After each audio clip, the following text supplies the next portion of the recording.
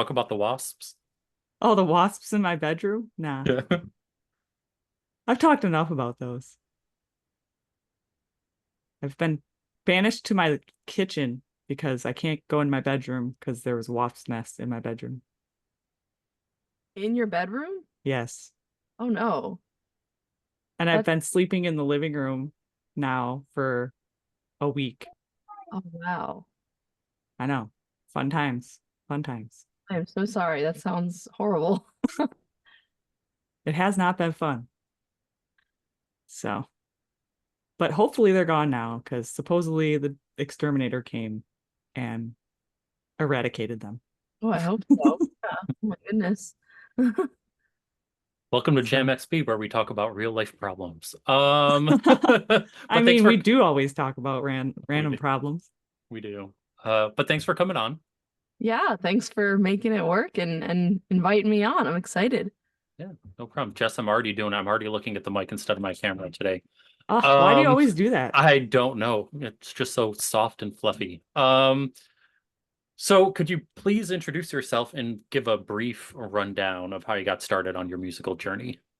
Yeah. My name is Leah. I go by LOL it's Leah. And I don't know, my musical journey, it started from a very young age. I've been doing this my whole life, been doing the musician, band thing for about 9 years. So I guess yeah, I was just in choirs. I did a cappella in college. I went to school for music, and then I've always been writing my own music. So I've been writing music since I was in like fifth grade. 29 now, so still doing it. And yeah, now we make pop punk, and it's really fun. And that's kind of the sound that I've developed into that felt most authentically me. Yeah, I saw that you were doing a cappella in college, and I was like, man, I wonder how that is when you're in college and you're in an a cappella group. Like, It's perfect. Like it literally is the movie. I swear to God, everything is like so exact. It's a little exaggerated. Like it's definitely more juicy. I feel like there's like a lot more going on, but it exactly is like you see in the movies, which is kind of nuts. Well, like yeah, my reference for college a cappella is from The Office because Andy is in an a cappella group, and then there's like bad blood between them over who gets the most lead parts. As like full grown adults though. Like Yeah. okay. Yeah, like it continues on like after they were in college, like they're always at each other's throats. Mm. yeah. I just think of Pitch Perfect. So those are Uh, great movies. So I mean, if when it was it's coming out and stuff, that was when I was in acapella too, when it was out. So I think that made it more crazy. that is funny. So you're saying that real life a cappella is crazier than the movie. I think so. The movie makes it like campy. It makes it kind of like makes fun of it a little bit, but yeah, it's definitely crazier in in real life, I think. I mean, our my college had, I think, six a cappella groups. I think they now have seven, and that's a lot. So there was all that the culture like around it at school was like huge. It was like either Greek life, a cappella, or sports. So it was definitely up there. And then we would like some people would compete, but we would like go stay and we would go on a fall tour and we would stay with other a cappella groups like on the East Coast. So we got to like meet other groups. Other groups would come to our school. It was a big party like all the time for 4 years. For 4 years, big a cappella party. That Oh yeah, sounds kind of fun though. it was great. It was a lot mentally and physically, but it was some of the best time in my life. Yeah. Right. So we actually found you because you're getting ready to head on tour with Dawn, who we had on the podcast before. Are you excited for that? Yeah, so excited. We just locked in our last venue because we had a venue drop. And we had to halt like promoting it for a second. And we this morning got the new ticket link. So we're back in action. Everything's fine. We're super pumped. I'm just excited to start getting ready for that. I feel like once September hits, I'm gonna be like in tour mode for October and like preparing for that, like physically getting like the set ready and stuff and rehearsing. So I cannot wait. It's both of our first tours, official tours, like where we go on the road in a car and we hop to different venues. So that'll be really fun to do it together with myself and Mike and McCall and Dawn. So Yeah, I'm really excited. Yeah. So how did you guys link up, you and Dawn, for this upcoming tour? Yeah, we were friends and mutuals, and actually, okay, we were friends in Nashville. I lived in Nashville for a year, but it's funny how we met. I still haven't talked to them about this. I feel like we got to debrief that because it was funny. I was living in LA. I lived in LA for 7 years, and they had reached out to me, I think, on social media and on Instagram. And this was like a while ago. I feel like this was like 3 or 4 years ago. So we were kind of sending demos back and forth, like talking about potentially collaborating, but then I knew like okay, they didn't sound like they do now, and I know I didn't sound like I do now. So for myself, on like speaking for myself, I wasn't like fully developed in the sound that I like came to love and want to stay in. So I just was kind of unsure about any collaboration at that time. I didn't know what I was doing. I was expanding my creativity, like learning new things about my voice and people working with different producers and stuff, but not in a place to like collaborate. But we had made the introduction at that point and just through like an Instagram DM. And then I had met them at a emo night Nashville, and I still wasn't living in Nashville yet. So we had run into each other there, and I thought it was so cool that they like came up and said hi. And I don't know, now we talk every day, obviously getting ready for this tour, but we were kind of in similar circles in Nashville. So I would see them out and about. We go to the same places and the same shows, and they've become good friends of mine. And I would think I was working one day at the brewery I worked at in Nashville, and I was like, yeah, I'm planning a tour. And both Mike and McCall were like, oh yeah, if you want to go on, like if you need someone to go on that tour with, like, or we're down. And I'm like, oh, what, really? It was such a casual conversation. I was like, are you serious? Because I feel like everyone's always like, I want to come, like that sounds like fun, cool, but then it's a lot to commit to and to plan. And I kept, we kept chatting about it, and I was like, oh my God, they're serious. Like they want to actually come on the road. And then yeah, the rest is history. Like we've all been extremely committed to the bit, and it's gonna happen in October, so I'm pumped. Yeah.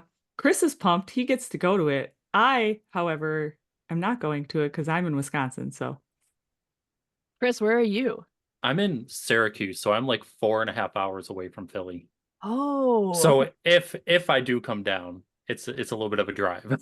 that is drive. Yeah. Yeah. One of my good friends that I was also on a podcast, she just bought her flights for the tour. She's coming to two of our shows. So really excited about that. We got some people traveling from different places. Makes me feel kind of bad that we can't go to more places, but it's a lot of time and money investment to get around the United States especially. So we're giving it a go on the East Coast at first. yeah. Yeah. I actually talked to a band recently, I think, about touring and everything, and how some tours actually are a lot shorter. Like people say, oh, it's not a tour if it's only like 6 or 7 dates. It's got to be longer. I'm like, nah.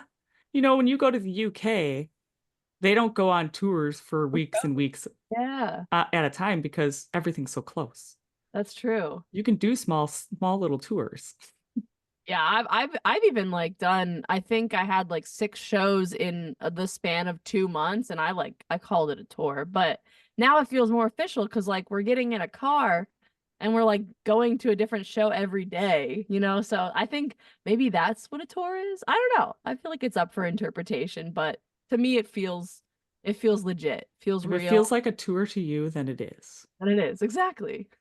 Well, and I'll say this, like when comedians go on tour, they're only going to like one city every weekend, and they still call that a tour. I didn't So even I mean, okay. yeah, it's Yeah. still a tour. It doesn't matter how frequent it is. Yeah, all right. Yeah, that's cool. So you mentioned that you've been making music for about 9 years. How has your musical influence changed over that time? Ooh, I mean, my influence has been pretty similar, but my sound has changed quite a lot.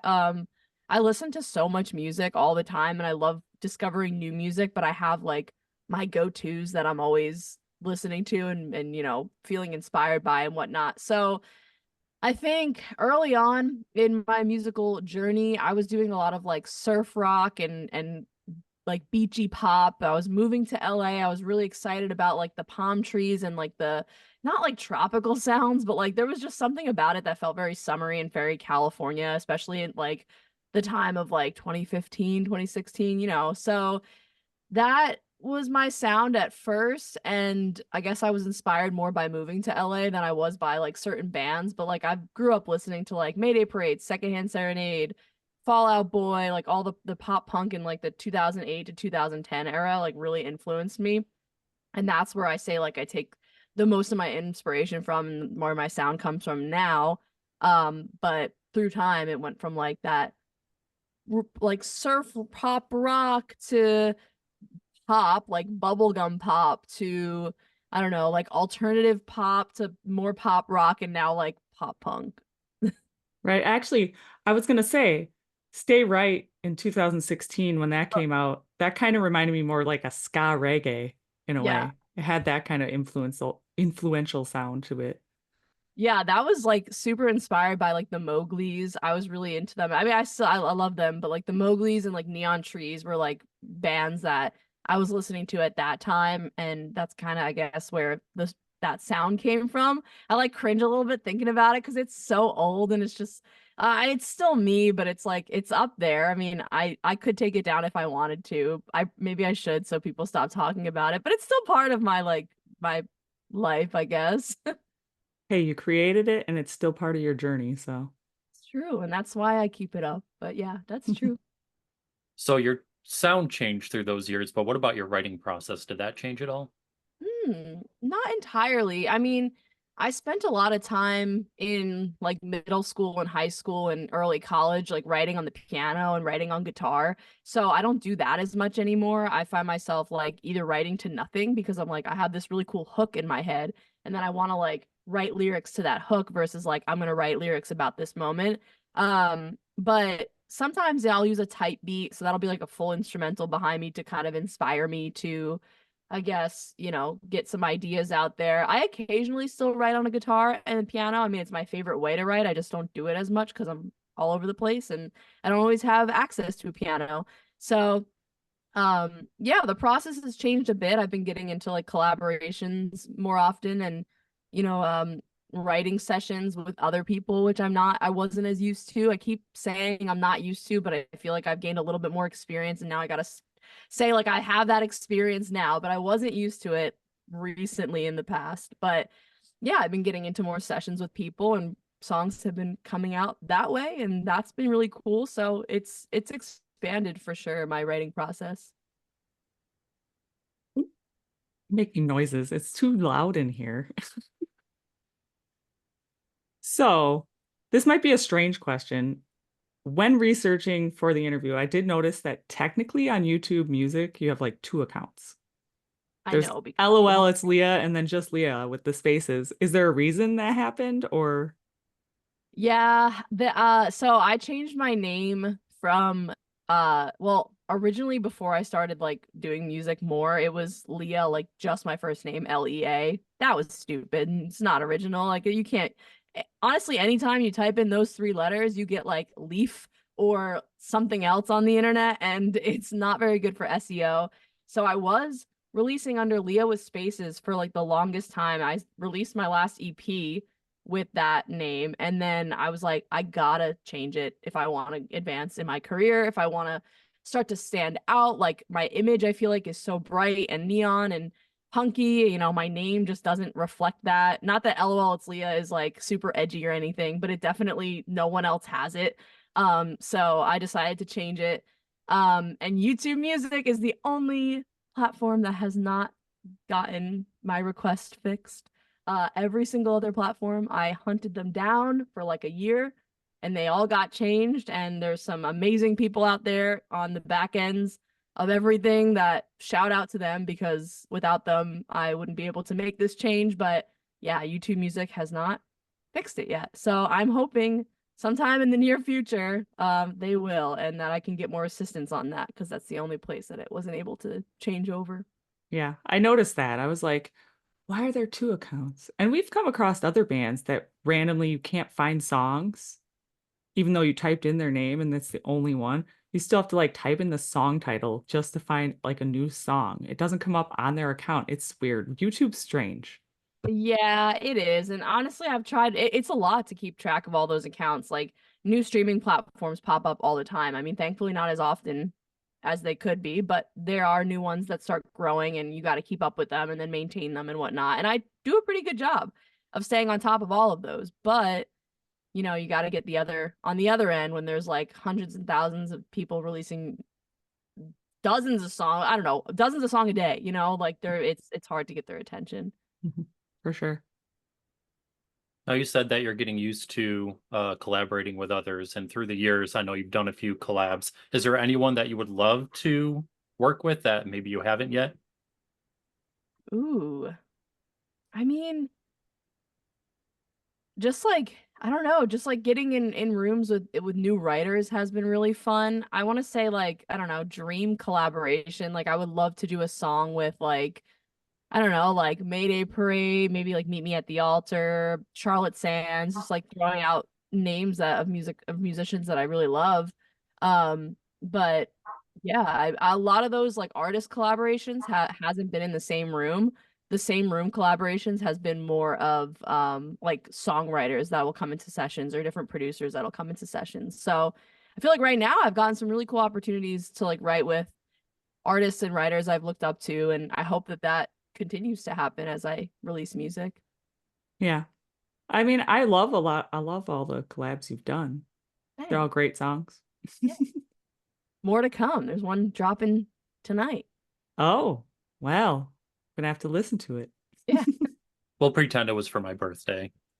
Yeah, his birthday's tomorrow. Yeah. Happy birthday. It's just Thanks. yeah. Is it still Leo season? Yeah, right? Yeah. I'm like right on the cusp. So like tomorrow switches over to Virgo. Ah, darn. So you're I'm a technically a Virgo? Yeah. Oh. I don't know. Do you like being a Virgo? It doesn't make a difference to me. I don't know. I'm a Libra. And then they tried to change me to a Scorpio, and I was like, no, I'm a Libra. No, that stuff didn't stick when it changed. I feel like it didn't work. I don't know what it means though, but I feel I like it feel didn't. like if you were born a Libra, that it doesn't count. So you just stay a Libra. Yeah, I support that. So your latest single, Call It a Fling, came out end of July. And I gotta say, I do love the song. It's very energetic and catchy. So you've released quite a few songs over the years. I also enjoyed Kiss and Makeup, Pebbles, FTS, Sick of This, and FULOL, which Chris said was actually one of his favorites. Do you have any personal favorites? Ooh, personal favorites. I don't know. I guess out of all this stuff, like I love everything I do. I mean, I feel like if I didn't, it wouldn't be out, you know. I love all the songs. I think one of my personal favorites is not released yet, but it'll be on the album that comes out in October. But I guess out of the stuff that I released, I mean, Happy Never Ending is pretty fun. Like working with Kellen Quinn, that's cool. Like that's like really awesome. So that was just like just to do that and like, you know, hear his voice on the song like was like a mind-blowing moment for me. I guess I Like You Anyway was pretty cool. I really like I don't know, that song's really catchy and I think that one is the one that like stuck the most with people. You know, when I play it live, it's like very sing-alongable, so I enjoy that aspect of it. But yeah, I don't know. I think those two would be on my tops. I don't know if any of my old ones would be. I don't feel like as connected with them anymore. I think that's just because they're older and they're not part of like the sound that I've worked towards. So I'm kind of just like, that was me then. I'll leave it there. They'll stay there. But, you know, like I said earlier, it got me to where I am today. Right. So there's none of those older songs that you would go back and revisit and maybe rearrange and make it fit where you are now? Honestly, okay. Yes, and yes. Maybe I thought about it, but I don't think I would actually do it. There was a song that I removed from DSPs earlier on, and I that was one that I got to play again like 2 years ago, and it's not out there, so you can't find it. But it was called Eight in Your Repertoire, and I really loved that one. I would totally redo that one. But other than that, Hawaii I thought could be cool to like expand into a heavier song, but I don't know. Those songs are just like they're so dated in my mind. Like I don't want to feel that way about the music I create now and the music that like I'm gonna, like I created in the past like 2 years, and then the music I'm gonna create in the future, right? Like I want it to be timeless, and I feel that way about my pop punk stuff, and I hope that I continue to feel that way about stuff moving forward. Um, but yeah, I don't know. I wouldn't really revisit those. Yeah. You mentioned the album coming out in October. Now, is this a full length or another EP? It's a full length, but it is 8 songs, so it just qualifies as a full length album by the timing it the length of it. Um, but yeah, it's a full length first debut full length album. It's exciting. Yeah, it's crazy. I never thought I'd be able to do this, and it has been insane the process to get to that point. Yeah. What formats are you going to release it on? Anything aside from digital? Vinyl. I haven't announced that yet, but I did kind of post a little bit about it just because I'm excited. I got the test pressings, I think, last week. So I got to listen to those and approve them, and it's being printed as we speak, or pressed, I should say. But yeah, vinyl, digital and vinyl. Nice. Sweet. Everyone loves a vinyl nowadays. Yeah, they're good collectibles, and I moved back into my hometown house just to be able to continue doing music and whatnot, and I have a record player again. I went without one for like, I don't know, 6 years, so I'm excited to have one again and all my records back so I could actually listen to them. Now it's okay that we keep this in about the vinyl, right? Because this will be coming out before October. So That's all right. Yeah, nothing's too secretive. I feel like I've talked to so many people about everything like leading up to it. Like, it's fun to be like surprise, but is it really a surprise? That'll be up to the person who finds out. Wow. right. And not everyone will listen to this, you know. It'll still be a surprise to some people that don't listen to this. All good. So you have had quite a plethora of people who have helped you produce and develop your sound over the years. What has it been like to work with so many amazing people? And I have to say, I used to kind of know Tom Denny from when I used to work in street team with Victory Records, but he probably doesn't remember me because we lost touch. Wow, that's awesome that you've connected with him before.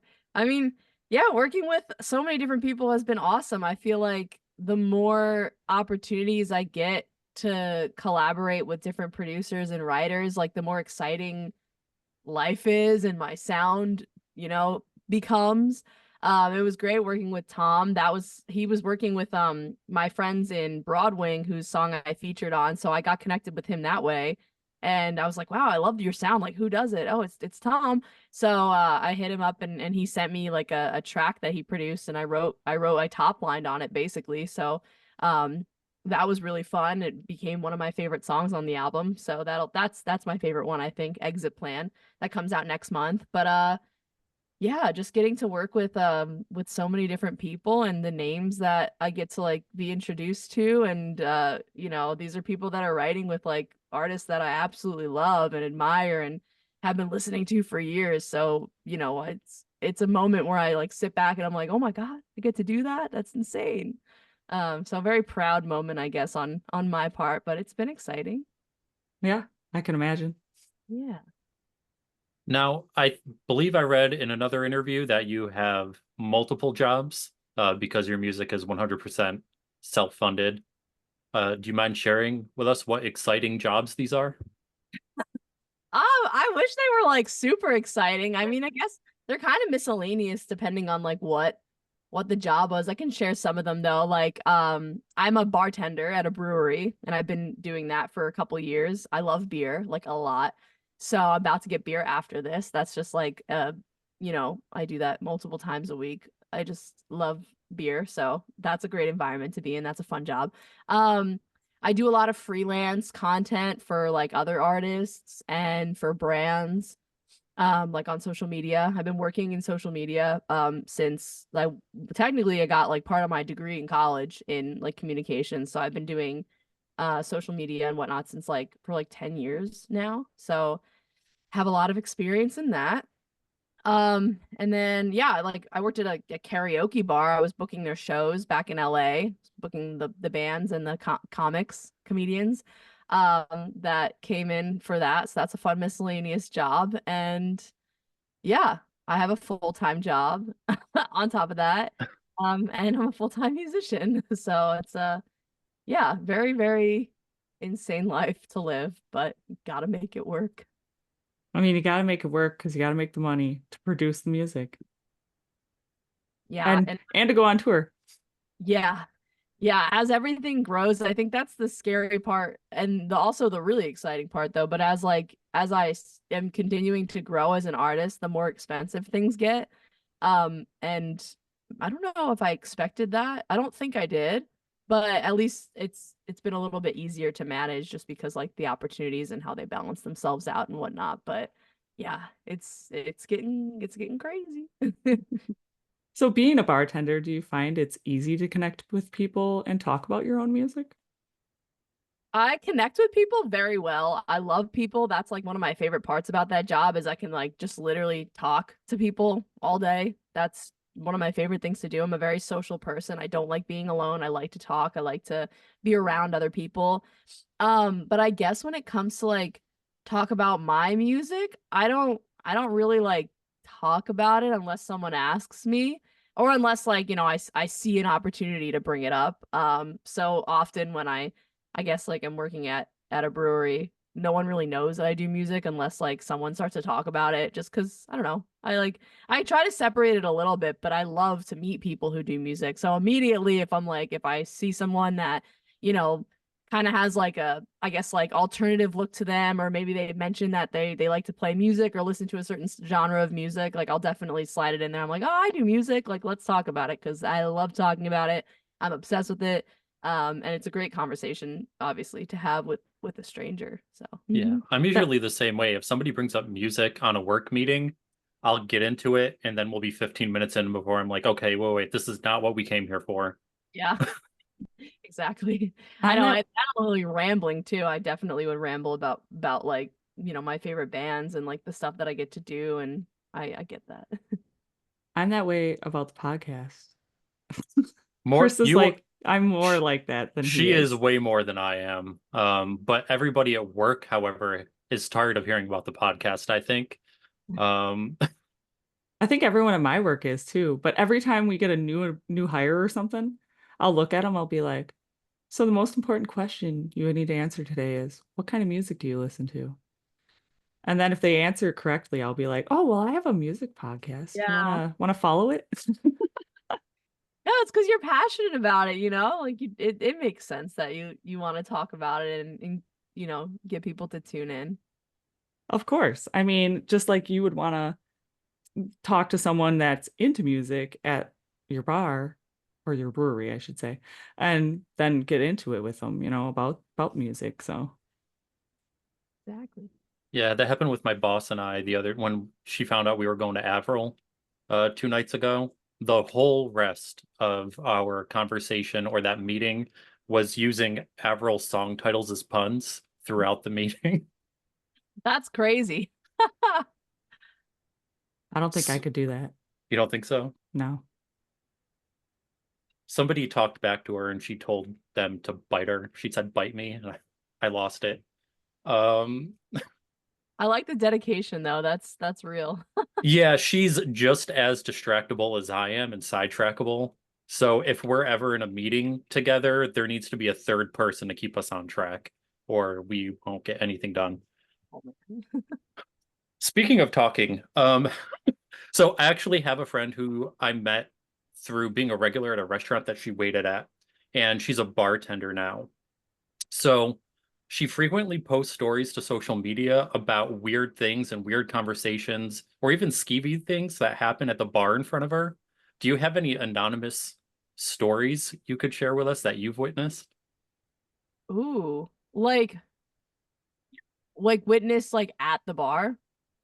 At the bar, or things you've heard that kind of make you Well, heard or seen. Either. either.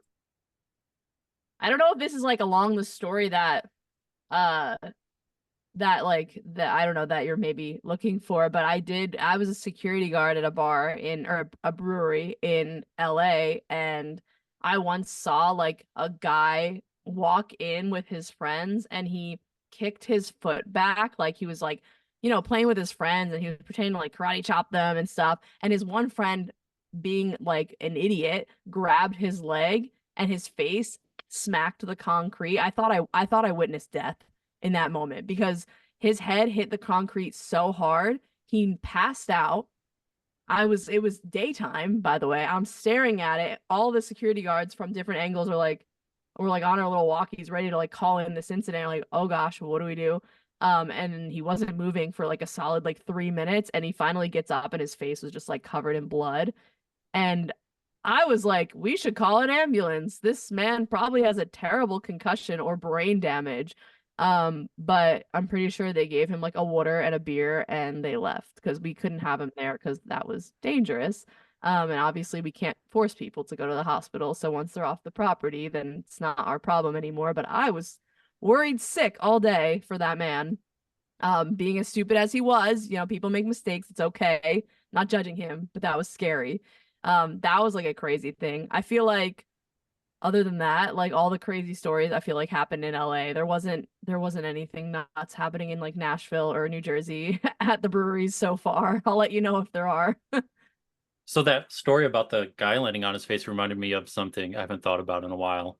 In high school, my friends and I used to play hacky sack a lot, and we had a circle going, and my friend went to stall it on his back, and I went to yeet the thing with my foot as high as I could, and my foot met his nose, Ooh. like bent over, loud crack, and like blood all over. And Right? yeah, and like naive me, he had a blow pop in his mouth, and it was a cherry one. So when I see the red on the ground, I'm like, oh, well, thank God it fell and he didn't choke on it. But no, it was his nose bleeding from being broken.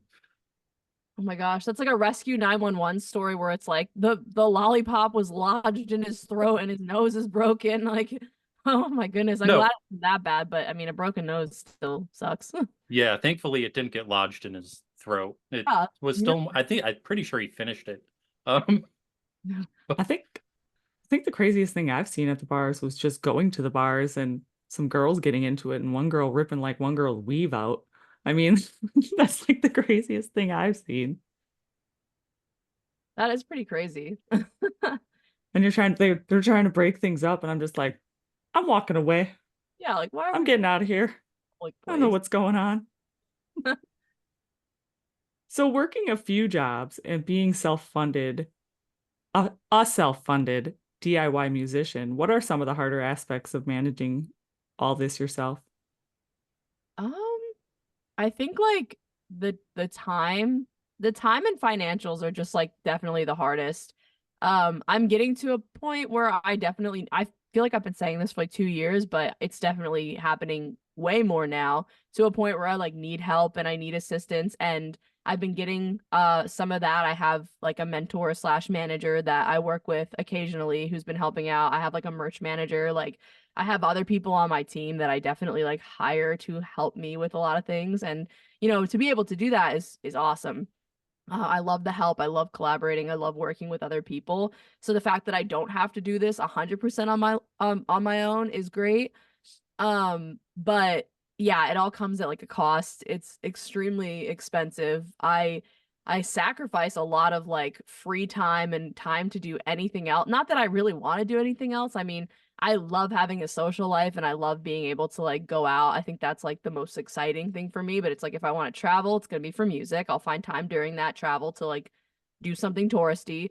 Um, Otherwise, like I sacrifice a lot of that time that I guess like people are like normal people are like having families and you know like get-togethers or like girls trips. Like I don't have any of that, and I don't really plan to right now. I guess my focus is on my career. So yeah, sacrificing all that is, I guess is it a challenge? I mean, do I want that life? Not really, but I would love to take a step back and be able to just like breathe for a second and like really just focus on what I love and what I want to do.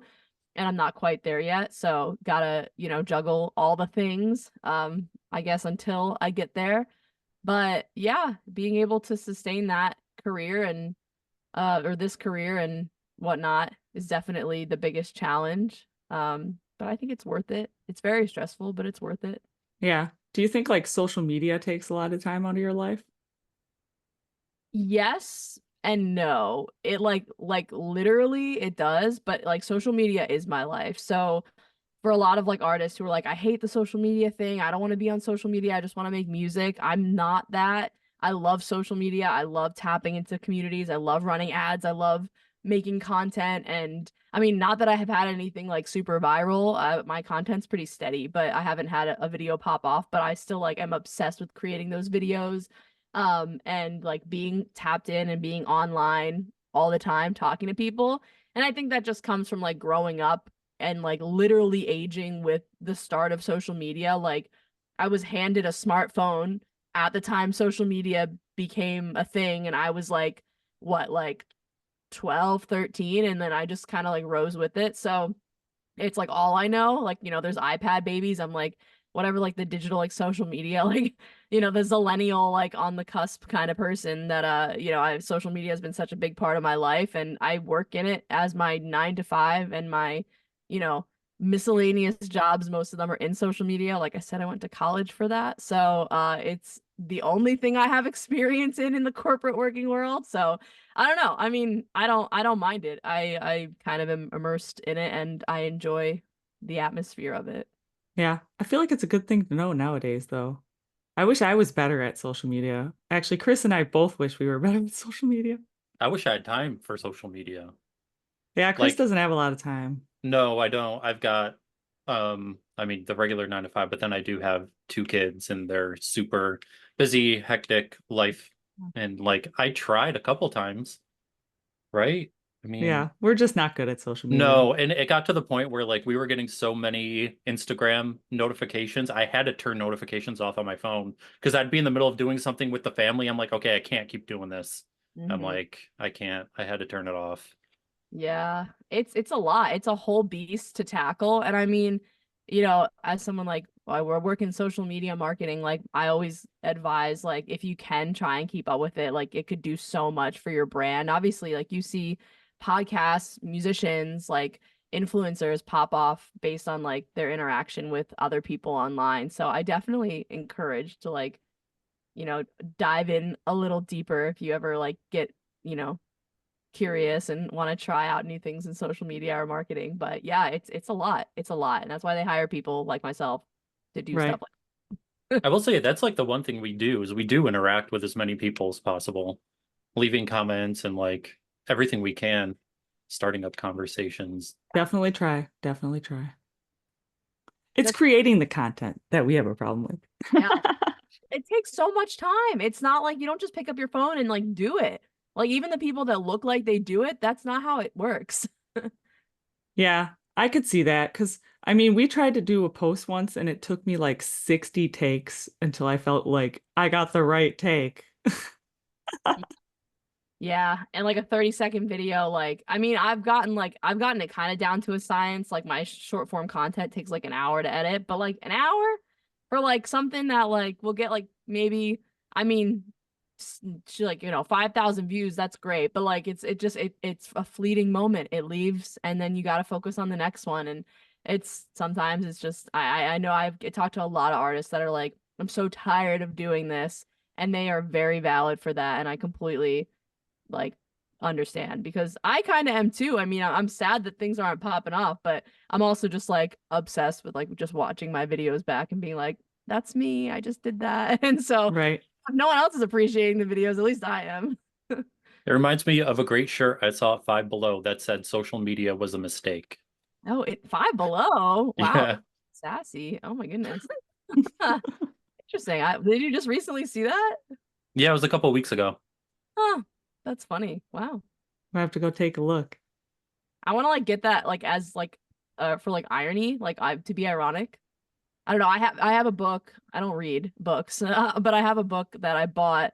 I actually got to talk to the author, and I feel kind of bad because I definitely think I should read it, and maybe I will one day. But it's like it's called something like "Social Media is Ruining Your Life," but I got it like as a joke to be like, I literally work in social media every day, all day, every day.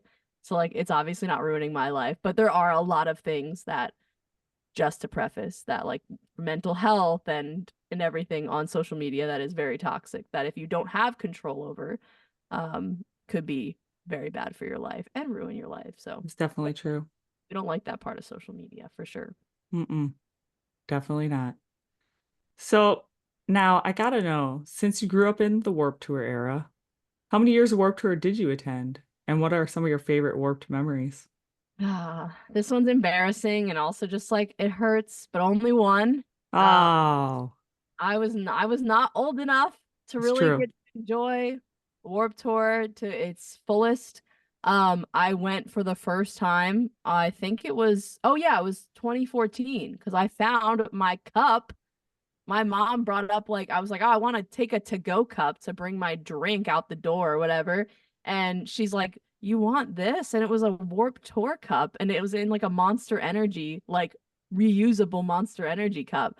And I was like, "Where have you been hiding this these past 10 years? This is incredible." So and then it said 2014 on it. I was like, "Oh, that was the year I went." Which doesn't really feel like that long ago. Um but it was. But yeah, it was 1 year. I was just out of high school slash like starting college, and my friends and I went. I guess I wasn't that young, but I wasn't able to go by myself before that. I don't know. And in high school, do you go to concerts alone in high school? I don't think I did really. I think I always had like a buddy or like a parent with me. But yeah, I mean, it was great. It was really awesome. I wish I could go now. I would bring stickers. I would like talk to so many people. Like that whole like thing of just people handing their CDs out. I remember people did that to me. Like they handed their mixtapes like of their demos out. And I would have loved to experience Warped Tour as an artist, but it is really cool that I got to experience it as a fan because um I feel like once you get more involved in the scene and you're starting to work on like your artistry and stuff, like you don't view things as like I don't know, this is just a me thing, but as much as a fan anymore. It's kind of like you're going in there being on that same level and like hopefully looking to connect with someone and maybe write with them versus like I'm obsessed with you. So it was really cool to go and be obsessed with those bands, some which I now know, and like are mutuals with, and be able to do that back in 2014. So it was a it was definitely really cool. I have very fond memories of it, and I wish I got to experience it more. Yeah. Well, you never know. Maybe it'll come back. Maybe it Maybe. will. It should. I keep dreaming. I keep dreaming. Because I mean, I went to like 16 years of Warped Tours, God. and I started in 2003 was my first Warped Tour. So, yeah. I may not look it, but I'm pretty old. Wow, that's oh man. I didn't even remember when did it start? I didn't even know they were going on at that time. I think I was just too young, but Warped Tour 95, 95 or 95. 96. oh yeah. I was born. Damn. That I mean I if I got into I was getting in I got into pop punk like I think in 2006. So it I definitely I wasn't around anyone old enough to like take me to those concerts, so I don't think I would have been or that liked that music. I don't know. My mom was like, "What's that screaming music you listening to?" Now she gets it, but at that back then I don't think she did. But I was gonna say you were born in 95. I was like, what were your parents listening to? Maybe they took you when you were little. Or I maybe know, you were in your mom's womb when you went, you know? right? Like if my mom liked like that type of music, but she listens to like country and jazz. I like jazz, but I don't like country. Yeah, I'm Oh, not a big country fan either. yeah. Chris, don't you like blues? You like blues music, right? No, No? no, Oh. Oh no. wait, no, that's my husband. My husband likes blues music. Are you confusing me with Taylor? That's a little, Hey, you know what? I spend the most time with him, and I talk to you like the second person I talk to is you all the time. yeah. No, I have otherwise like fairly random eclectic music that I'll listen to, but The not closest I get blues. to country is maybe like some folky stuff, you know? Hmm. I like folky. I also like can appreciate the alternative, like the country twangier side of like alternative music, but that's about it. I mean, there are some artists like Jarrett from Bowling for Soup. He has like a countryside. He has a solo project, and that's more country. So I mean, people are cutting over to different genres and everything. So And that also goes to just say I have friends that are dabbling in the country realm and I will support them through and through. I'm just not going to shows for like bigger country artists and like wearing a cowboy hat outside of my house. Like, okay, I do have a neon orange cowboy hat, but it's for the bit. It's not like that's like the most country I will dress, but I do support the people that do it. And there's a market for it for sure. I mean, living in Nashville, that was the one reason why I didn't love Nashville too much, is I was just surrounded by so much country. But even the people I knew that were doing alternative stuff, they had like they were working on country music on the side because there was such a market for it out there. And I'm like, I don't want to, I can't. Like, I don't even want to perform on Broadway because I'd have to sing like 5 country songs, maybe more than that. And that was something I wanted to do, like, you know, growing up, like, oh, maybe I'll make it to Nashville and get to perform on Broadway. I have a lot of friends that do that now. This, no, it's just not for me. Not maybe in the future. Never say never, but yeah. Never know. Now you've played a When We Were Young fest, after party, and a few emo nights. How were those experiences? Very cool. I want to do them so much more. I had this like phase of like just like cold DMing and emailing emo themed events and just seeing if I could perform for them, and the response, which is good advice to up and coming artists, just try and ask. The response was overwhelmingly great. Got some really cool opportunities to perform in front of thousands of people because I sent those cold DMs, and I was like, hey, I'm making pop punk music. I love emo night. Can I be a small guest artist? And like, you know, not everyone answered, not everyone said yes. A lot of maybes, but a couple of them that said yes, like crazy opportunities.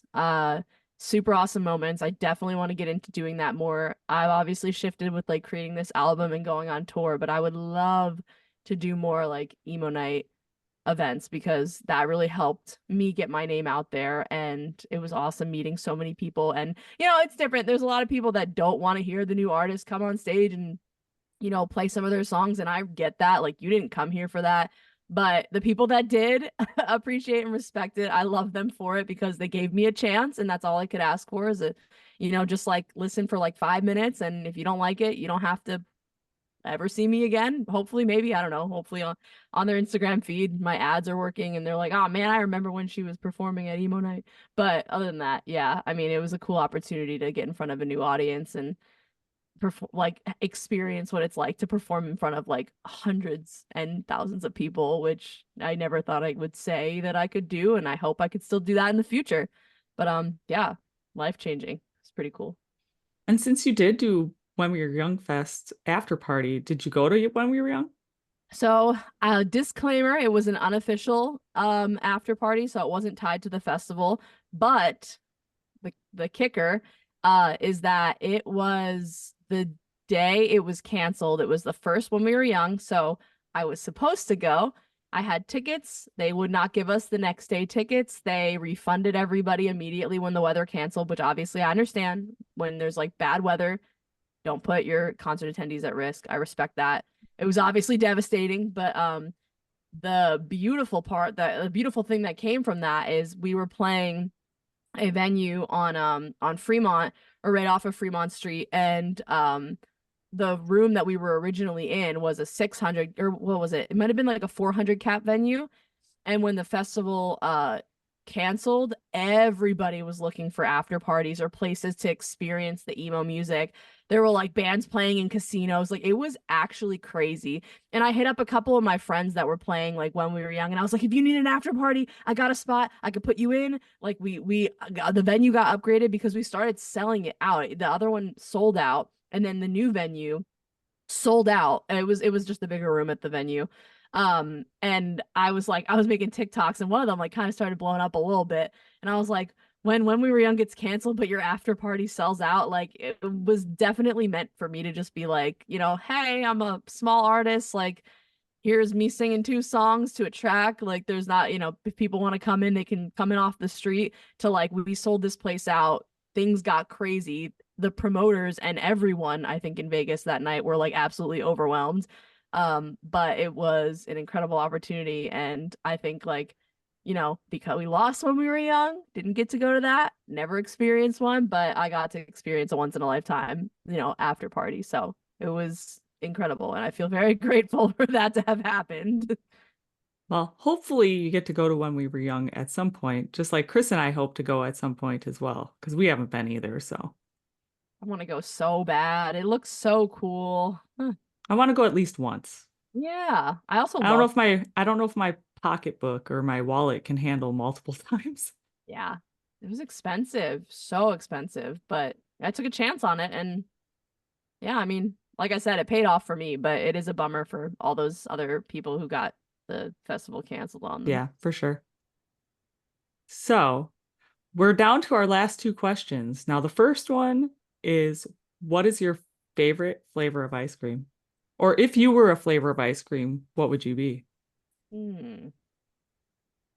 Well, I was gonna say, what's my favorite? I have a different answer for this, but if I was a flavor of ice cream, I feel like it'd have to be, maybe I'm like leaning too much into the brand. I feel like this question should be more like personality based, but I'm thinking of like a blue and green, like maybe like sorbet swirl or something, just to like keep with the color theme. Um, I don't know. I wish I had something like peanut butter because I'm nutty, but like I don't know. I think the blue and the green is like something that feels more fitting for the whole blue and green persona. But what flavors are there in blue and green? Like I think it has to be like either Italian ice or like or water ice as some say, or like sorbet, sherbet. What do you call it? That's the same thing, isn't it? Sorbet and Yeah. sherbet, they're different. Are Oh, they? are they the Yeah, same? sorbet is actually dairy free and sherbet Oh, has dairy in it. I didn't know that. But are they're like a lighter texture than, or is texture the right word? They're I like think they are similar in texture though. yeah. But they can have funky colors too. I feel like ice cream, like what would be a green ice cream? Lime? No. Lime, mint chip. Oh yeah. Mint chip and what's like a blue? I was thinking blueberry, but that doesn't make really much sense The either. only blue ice cream I know is Blue Moon. What's that Oh my flavor? gosh, you don't know Blue Moon? Does I mean, anybody? Is it a Wisconsin thing? I know the beer. Isn't that a beer? It Yeah, is it's a a beer. beer. Not the ice cream though. Do you have Blue Moon in Syracuse, Chris? No, Oh, What? Oh my no. gosh, is this like a Wisconsin thing? It I'm must gonna have to be. look it up. I'm gonna have to look it up now. There is Oh, I love this color. Yeah, this does not exist over here. there's a Perry's ice cream that I think is cotton candy, and I think it's Oh, cut. green, blue, and pink color. I That think. fruity, sweet flavored ice cream with a wacky blue color. Oh, it's not even like there's no flavor. It's just dyed, right? Blue Moon? I'm not Yeah. sure. I feel like Blue Moon has like its own distinct flavor. Like it's not really vanilla, but it's Mm, not like it doesn't really have like a blueberry flavor. I don't know. Maybe you can look and see if you have it available somewhere. I don't know. near But me. maybe it's just Wisconsin. I don't know. I've never really looked into Blue Moon. I just know it's existed since I was a child. Oh, I don't Amazon. I don't see. It doesn't look like. Oh man, that would be really tough. Get it on Amazon. How long Yeah, it's gonna what? Like melt in like 2 days. it probably comes in like all those ice packets or something. I don't know. That's crazy. Instacart, Blue Moon, 1 hour. Yeah, right. Where? Where is it? I don't know. I'll have to look when I'll go into the grocery store. Well, the next time I go grocery shopping, I'm gonna go in the ice cream aisle and look and see if there's Blue You Moon never ice. know. Maybe I'll look into it. Maybe there'll be like some Blue Moon located close to one of the dates on your tour. Ooh, yes. And that could be something you can look into. I know I should look into that. Honestly, Actually, I was thinking too, McCall, she's originally from Minnesota. Maybe she's had Blue Moon. I could ask. I'm curious. That'll be interesting. I'm gonna have to look into this now too. Hmm. Who thought this ice cream question would lead to this? And our final question, the most important one for everybody. What is your favorite kind of dinosaur? Oh, oh, favorite kind of dinosaur? I don't know him like that. Uh, We have dinosaur. some people that are like, bam, I have this super specific dinosaur, and then some people are just like, I have to think about it. Okay, but like I feel like I don't have an answer, but I feel like if I watched like enough, I don't know, this is really random, but the TikToks that were doing like the cars and like the dinosaurs and like the bird speed to like Katy Perry. Do you know what I'm talking about? It was like a trend where it was I don't know, I can't explain it, but I feel like if I just watched that clip and I saw the dinosaurs run, I would immediately be able to pick out and be like, that one, I feel connected to that one. But I need to like, I don't know, I feel like I need to hear them roar and like see them run, and that would make me determine which one which one I would pick. Because right now I feel like I only know three dinosaurs, and I think they're all so basic, right? They're just the regular. It's true. You don't want to be a basic dinosaur. If I feel connected to it, sure, but like I don't know, I'd have to do my research. So we're undecided on the dinosaur because you need to know if you're connected. Not dinosaur chicken. Why is that on Google right now? The classifications of dinosaur chicken is underneath it. I mean, they do say chickens are little dinosaurs, little T-Rexes. I don't know. Oh. That They was a are. great thing about the dinosaurs at the fair yesterday, Jess. They have a real size T-Rex, how big it's supposed to be in real life, next to how they portray it in Jurassic Park. Oh yeah. The one in Jurassic Park is like twice as tall as a real one would have been. It's like Hmm. ridiculously Yeah, they overblown. like over exaggerate it, right? Yeah, because a real T-Rex, oh, it's kind of crazy. I actually know this. A real T-Rex was 6 feet tall at the hip. Oh, at the So hip. like you see that in Jurassic Park, and it's like 6 feet at the knee. Oh. So they're not that tall. I mean, it's still really scary. No, you still wouldn't want to like get in a fight with one. I wouldn't want to fight any dinosaur, I especially a took velociraptor. oh, velociraptors are small though. Velociraptors are like 3.5 feet at the hip. Yeah, So they show they're speed and the size of the. I gotta find this TikTok for you guys. Hold on. yeah. But I will say I sent Jess a picture yesterday. So the New York State Fair started yesterday and they have a dinosaur exhibit. And I'd gotten a soft pretzel and like there's a moving dinosaur T-Rex. And I took a picture of me pretending to feed the T-Rex a pretzel. And then I turned around directly behind me and there's a sign that says, "Do not feed the dinosaurs." I'm like, oh shit, I messed up.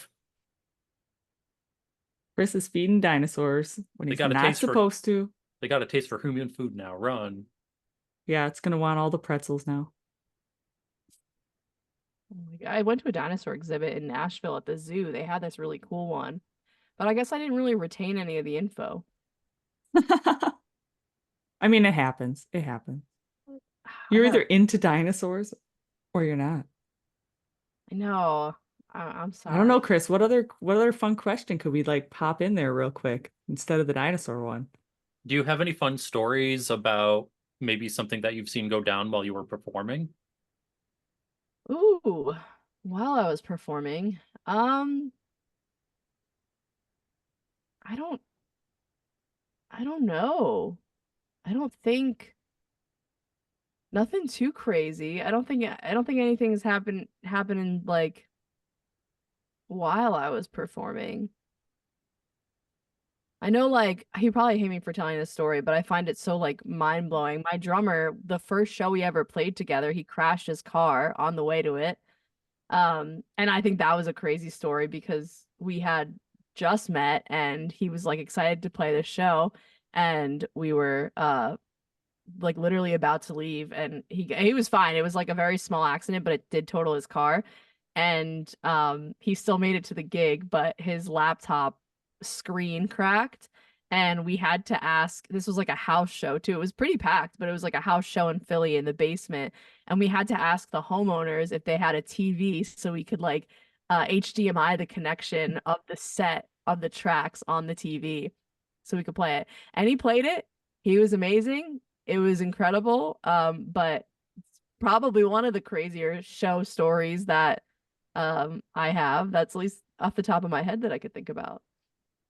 That is. I mean, you had an accident and still the show must go on, right? Crazy. was very grateful that he was okay, but that he still played. Very shocked. I would not have expected him to. Well, the dinosaur one was our last question, and then now we just talked about a story. But do you have anything else you'd like to say to anyone listening or watching before we finish? Thanks for listening. Hope you had a good time. I mean, I appreciate the opportunity to come on here and chat with you guys, and I'm excited for the album to drop. I hope everyone enjoys it that listens, and they should tune in October 11th.